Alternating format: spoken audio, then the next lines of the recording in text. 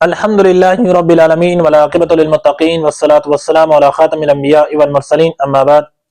سامعین محترم، آج ہم ایک اہم مسئلے کی وضاحت کریں گے۔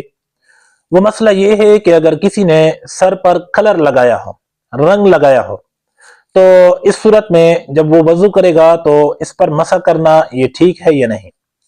تو اس مسئلے کی وضاحت یہ ہے کہ اگر وہ رنگ اور کلر اس طرح ہے کہ وہ جم جاتا ہے، وہ تہ بن جاتا ہے، اس سے پانی جو ہے وہ بالوں تک نیچے نہیں پہنچتا، تو اس صورت میں اس پر مسح کرنا یہ درست نہیں ہے، اس پر مسح کرنا یہ ٹھیک نہیں ہے، آپ کا مسح نہیں ہوگا۔